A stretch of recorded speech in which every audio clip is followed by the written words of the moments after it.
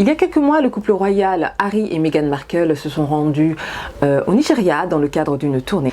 Et c'est à l'issue de cet événement qui a suscité beaucoup d'engouement de part et d'autre du globe qu'a émergé la polémique du côté de l'Afrique anglophone concernant les tenues vestimentaires de la duchesse de Sussex, Meghan Markle, pointant du doigt la surexposition de son corps. Des propos salés tenus par la première dame nigérienne que jusqu'à là personne ne connaissait, critiquant les tenues de Meghan Markle et les tenues des Afro-américaines de façon générale.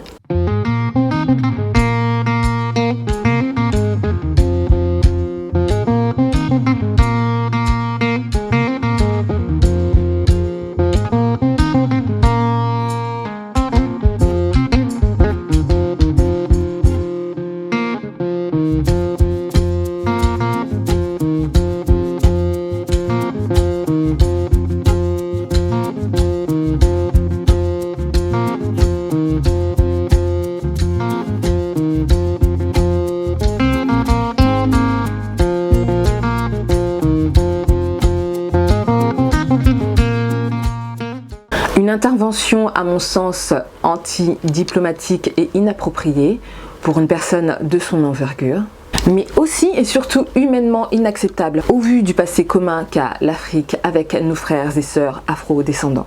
C'est ce sujet média et polémique qui m'a emmené à la réflexion et qui a amené le sujet d'aujourd'hui. J'aborderai dans cette vidéo donc la partie qui concerne les tenues de Meghan Markle. L'autre partie de la polémique, je vous laisserai chercher de vous-même.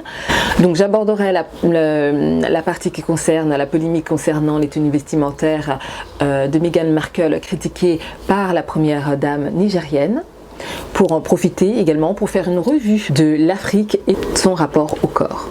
La nudité dans la culture africaine. Et qui j'espère aussi vous invitera à la réflexion et pourquoi pas à l'introspection. Toleka.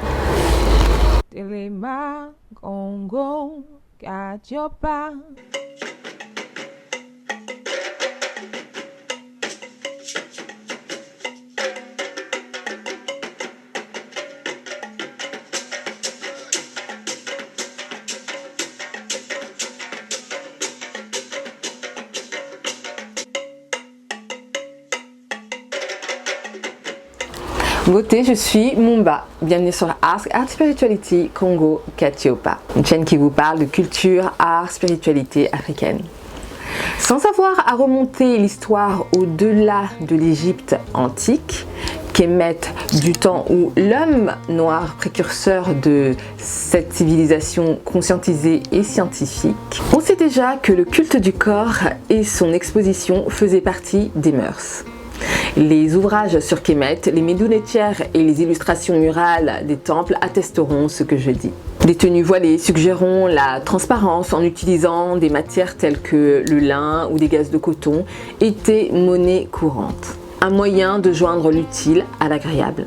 On allie alors esthétisme au confort par des drapés, souvent transparents, suite au climat lourd de la région. C'est aussi une allure qui illustre la représentation des nétéros, exposant les différentes parties de leur corps.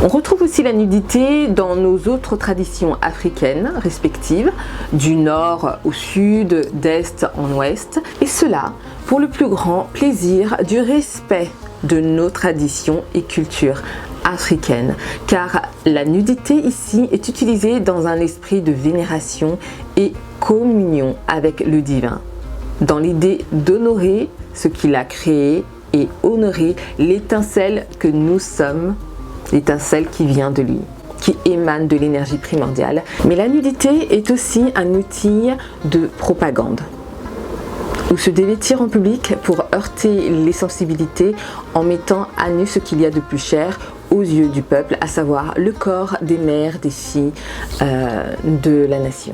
Un acte de désespoir, tel que vu durant les manifestations au Nigeria, Ghana, Kenya, en Afrique du Sud et un peu partout ailleurs en Afrique d'ailleurs. Un article de RFI dit ceci. C'était en 1930 et c'est le plus ancien témoignage documenté de manifestations d'Africaines nues. Le début d'une longue révolte des femmes nigériennes contre la couronne d'Angleterre.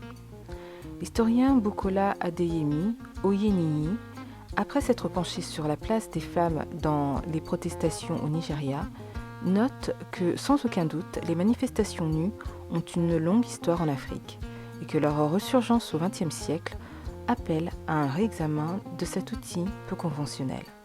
Ou alors encore lorsque la nudité est vue comme un désespoir, un activisme politique plutôt que liberté, comme dans cet autre article qui dit ceci.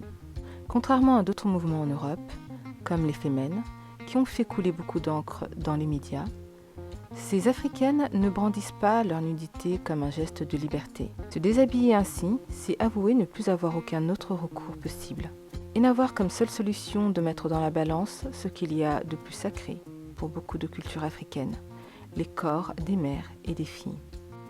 Les protestations nues résultent d'une croyance générale que le corps des femmes, en particulier celui des femmes âgées, des jeunes et des moins jeunes mères, doivent être révérés, explique Bukola Adeyemi Oyenini. Ainsi, c'est un tabou pour une femme, d'autant plus si elle est mariée ou si elle est âgée, de choisir de se dévêtir en public en réponse à une situation sociale ou politique. À aparté, on voit déjà ici que l'installation des religions a déjà fait son travail dans les mentalités. Vous comprendrez où je veux en venir bientôt. Retour à l'article. La polythéiste Joanne Simean rapporte des rumeurs sur une manifestation de femmes nues au Mali en 2012, juste avant la chute d'Amadou Toumani Touré. Et il dit, je cite, « Cette marche des femmes, pratique supposée marquer le caractère de gravité d'une situation, est d'autant plus vécue comme un moment clé que, là encore, une rumeur a circulé auparavant. Les manifestantes allaient marcher nues sur Koulouba. Dans une société où retenue et vergogne imprègnent les normes de comportement, la malédiction de la femme outragée qui s'expose nue face à son débiteur, tout en le maudissant, renvoie là encore à la possibilité d'un scandale qui couvrirait de honte les destinataires de la protestation. Ces manifestations pacifiques ont souvent l'autorité désappointée. Les récits les plus enthousiastes évoquent des policiers fuyant en se cachant les yeux. En général, les femmes finissent par rentrer chez elles, comme les autres manifestants qui les accompagnent. Régulièrement, des procès pour exhibition ou atteinte à la pudeur sont intentés. On ne trouve pourtant guère trace de jugement, et ce qui reste après la majorité de ces actions est, en général, le symbole d'un courage pudique et déterminé. Ou encore cet autre article traitant du même sujet.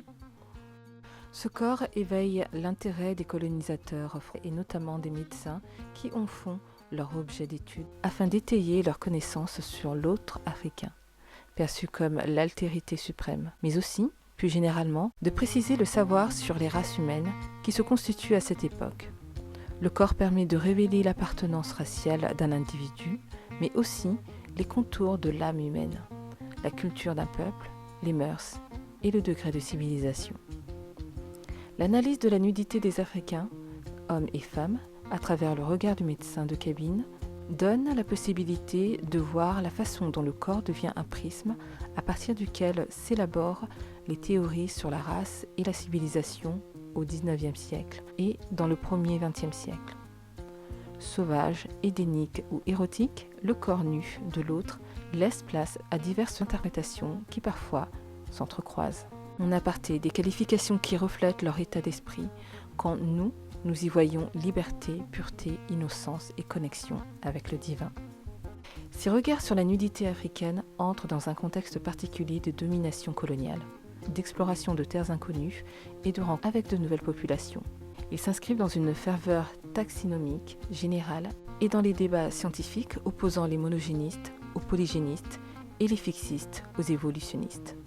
Ces analyses s'insèrent aussi dans un contexte médical singulier, celui de l'hygiénisme et de la découverte des théories pasteuriennes. Enfin, l'étude de la nudité africaine par les médecins peut se lire à la une de la vision du corps nu en France à la même époque. Les corps et ses manifestations doivent se dissimuler sous des vêtements, des comportements, des attributs ou des pratiques visant à privilégier la pudeur, la réserve et l'effacement de soi, contribuant ainsi à voiler l'enveloppe corporelle au profit de l'âme et de l'intellect. Comme si l'âme et l'intellect ne pouvaient se révéler qu'en étant vêtus. Avec des milliers de personnes habillées de nos jours, vous avez l'impression que ce monde est plus intellect, est plus intelligent et mieux connecté à l'âme, vous ? Mais au contraire, les peu d'entre nous qui restent dévêtus aujourd'hui sont eux les humbles, eux les chercheurs de paix, pendant que vous voulez leur possession. Si vous, les sauvages, les occidentaux, ce sont eux les plus intelligents, ce sont eux les plus modestes et qui ne dérangent personne et qui ne veulent pas être dérangés. Ce sont eux les connectés. Ils ne font la guerre à personne et respectent la nature, cette terre et les êtres humains en général, lorsqu'on ne vient pas les déranger. Ils ont bien raison de se méfier. Voir ce qui s'est passé en Afrique et dans les Amériques. Alors il est temps d'arrêter l'hypocrisie. Ne venez pas nous parler de qui est civilisé ici. Les derniers seront les premiers dans la réalité dans laquelle nous entrons dans ces années à venir.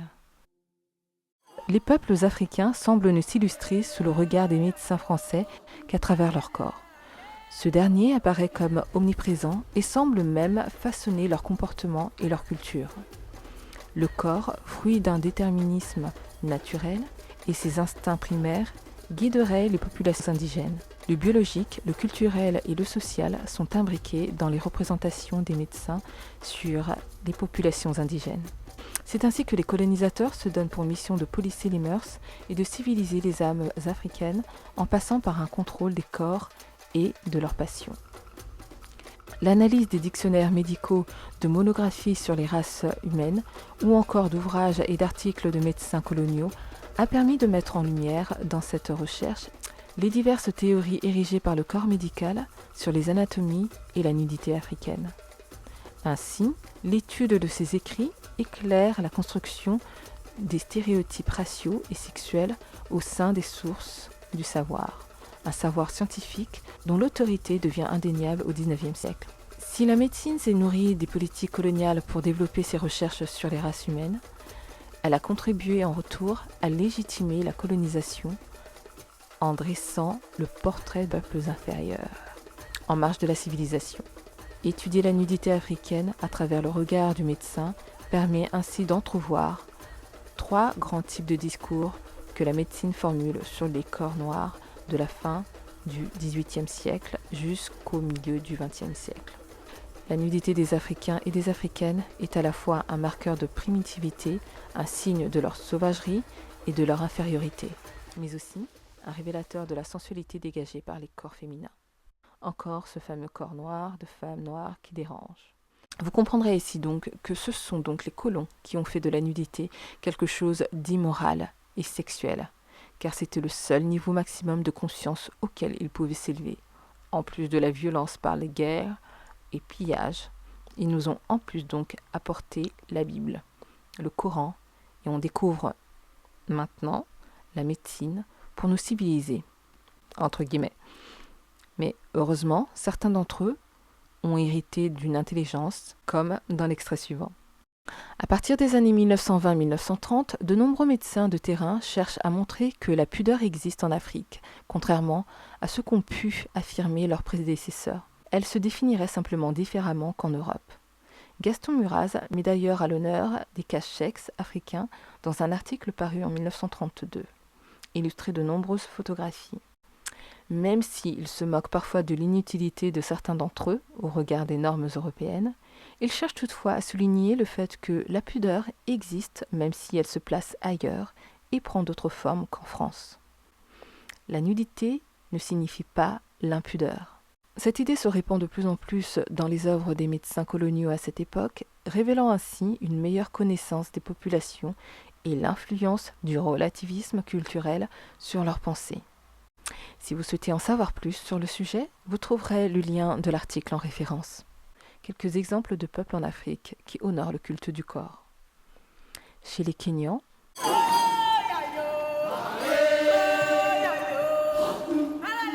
les Congos, les Baka, les Imba de la Namibie, les Zoulous,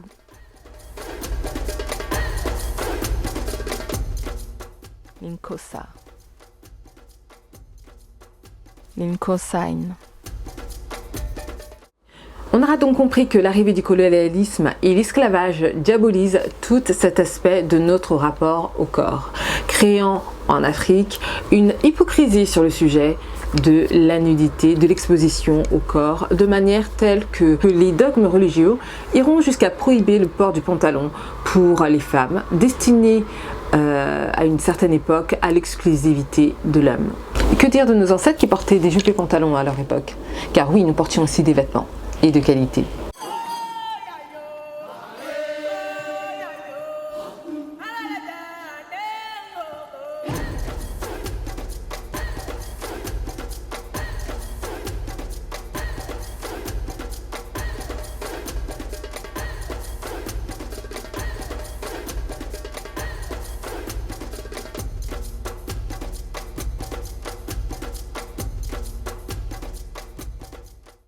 C'est ici que l'on voit que l'esprit transcende, que c'est l'intention, l'état d'esprit avec laquelle on porte la chose qui pervertit ou non.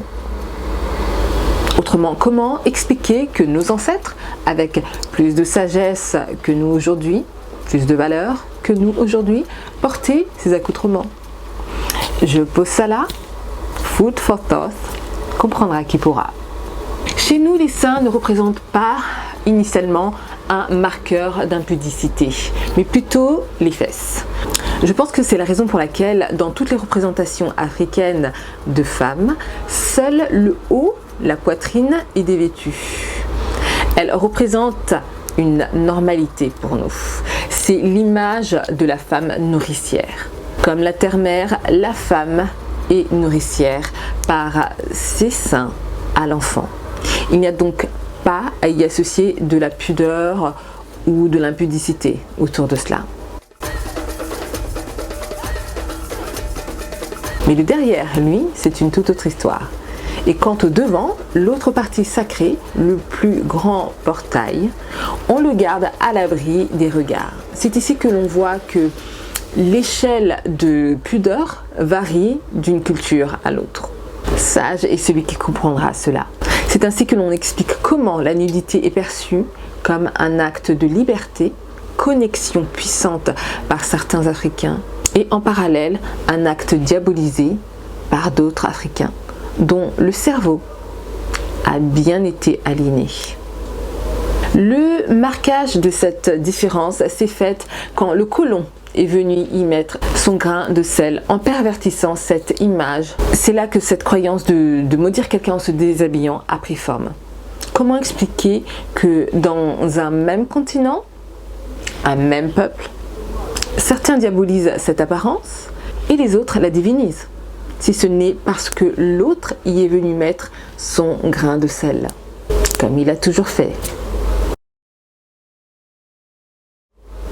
La nudité dans la spiritualité, elle manifeste un symbole de domination, raison pour laquelle certaines pratiques et rituels, pour certains, sont faites en étant entièrement nus, car cela a un impact dans le monde spirituel.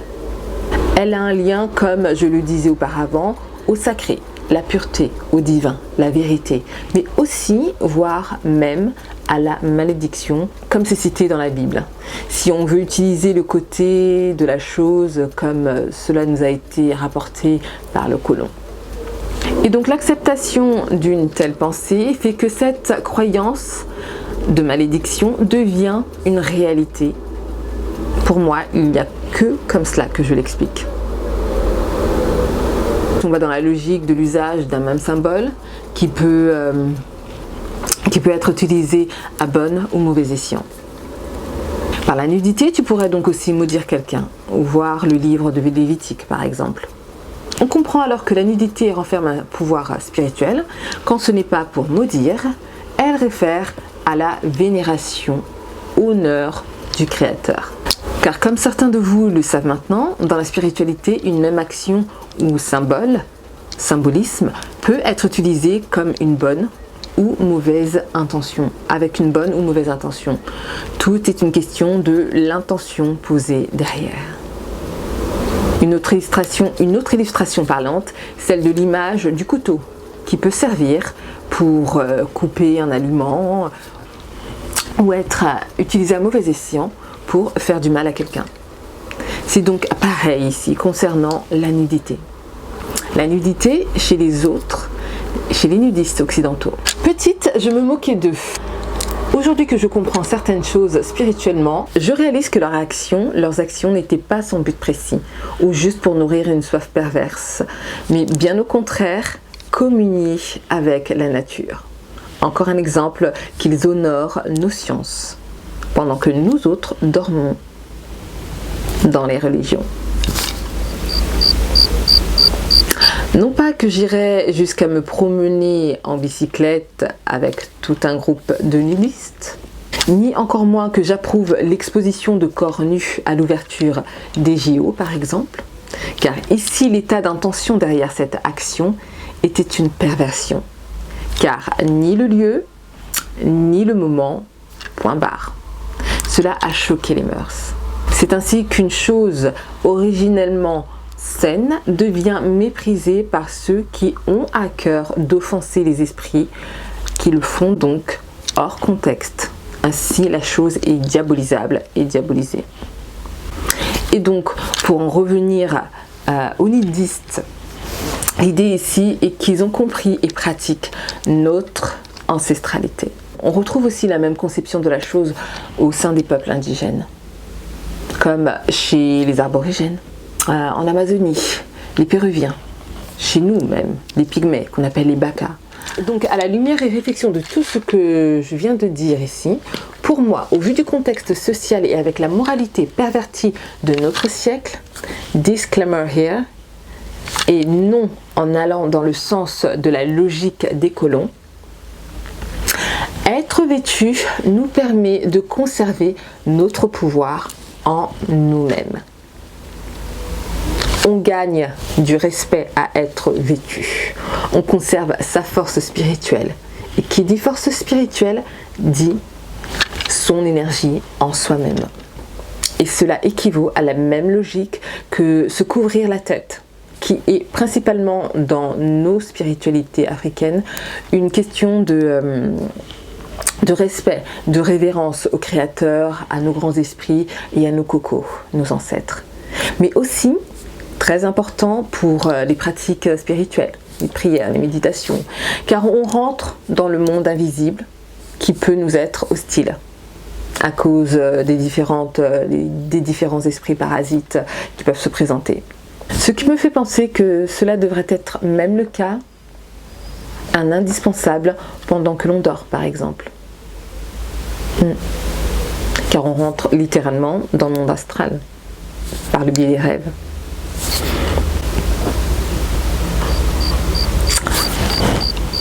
À y penser.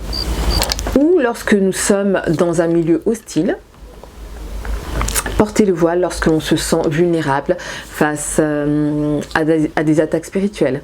Car le sommet de la tête relatif au chakra couronne est une porte d'entrée énergétique, donc spirituelle, qui nous rend vulnérables. Dans ces contextes, recouvrir sa tête dans ces situations est une protection. C'est pour cela que pour moi, dans la même logique, être peu vêtu ou nu, carrément, je précise ici dans un milieu peu familier ou hostile, nous vulnérabilise énergétiquement, donc spirituellement. Et donc nous expose à se faire voler son énergie, consciemment ou inconsciemment, de la part de la personne ou entité qui pose le regard sur nous. Ne vous êtes-vous jamais senti déshabillé ou dépossédé de vos vêtements par une personne qui vous regardait avec insistance? Un regard pervers ou qui pose un regard avec insistance sur vous? Eh bien, cette impression vient bien de quelque part. C'est votre énergie qui se dissipe. Car comme certains d'entre vous le savent déjà, tout est une question d'énergie. Que chacun fasse ce qu'il veut. Nous ne sommes pas là, nous ne sommes pas en religion ici. Mais il est important de connaître les tenants et les aboutissants afin que par la suite, chacun puisse agir en toute connaissance de cause, mais on ne sera certainement pas dans le jugement. Premièrement, car la loi divine nous l'interdit, mais aussi quand on observe la chronologie vestimentaire de notre peuple. Je veux dire, il y a un moment, il faut arrêter l'hypocrisie, ok? Je fais référence ici à la critique de cette première dame nigérienne. Pointée du doigt alors que nos ancêtres, que l'on glorifie, pratiquaient l'art de la nudité. Really? En revanche, il est vrai qu'ils le faisaient avec la sagesse, c'est-à-dire le contexte et l'état d'esprit approprié et non entouré de personnes à l'esprit marqué par la pornographie, comme aujourd'hui par exemple. Eux étaient purs à l'état d'innocence. Sans avoir de parti pris, je pense aussi que les mentalités n'étant plus les mêmes que ceux du temps de nos aïeux, le regard étant devenu perverti par l'érotisme, l'homme ne percevra plus la même femme dansant autour d'un feu avec le même regard d'innocence et de vénération divine et de pureté spirituelle, en admirant sa beauté vis-à-vis et vice-versa d'ailleurs. Cela étant donc pris en compte, il devient assez complexe de s'exposer de la sorte, à moins d'être entouré de personnes saines d'esprit et non de pervers. On serait là donc dans une dimension sacrée, donc spirituelle. Lorsque quelqu'un lit à travers nos formes, nos vêtements, il nous déshabille, donc s'empare en quelque sorte de notre pouvoir. Puis nous sommes donc dès lors soit plus du tout respectés, soit admirés, voire craints, ou devenus intimidants. Car les formes d'une personne, d'une femme ou d'un homme bien bâti, peuvent être des armes. Il suffit de voir la réaction d'un homme ou d'une femme qui peuvent être déstabilisés par de belles formes. Donc selon ce que vous cherchez, soit maintenir votre pouvoir en vous-même, ou soit désarmer les gens avec votre intention. Je ne juge personne, que chacun me voit midi à sa porte. Cela ne devrait engager que vous et votre moralité, donc vous et le Créateur.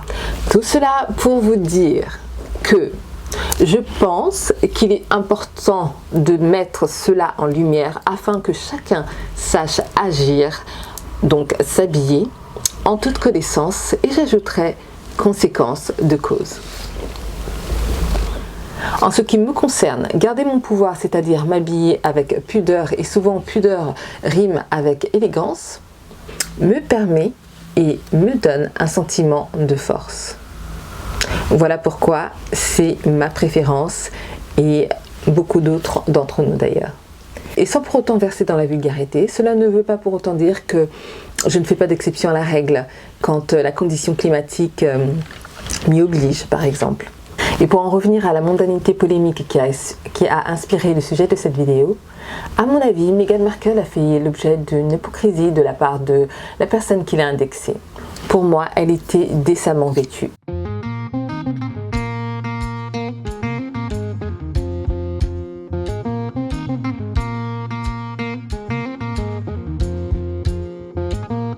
Donc c'était un non-sujet. Surtout quand on sait détourner le pagne porté comme du temps de nos mères, en le rendant trendy comme Meghan l'a si bien fait, en portant ce pagne avec ce je ne sais quoi dont elle seule a le secret. Voilà mon takeaway sur la question de la nudité avec le prisme de notre culture et histoire africaine. Je vous dis à très bientôt, n'hésitez pas à me laisser vos avis en commentaire, je serai curieuse de vous lire. À bientôt, un bisou.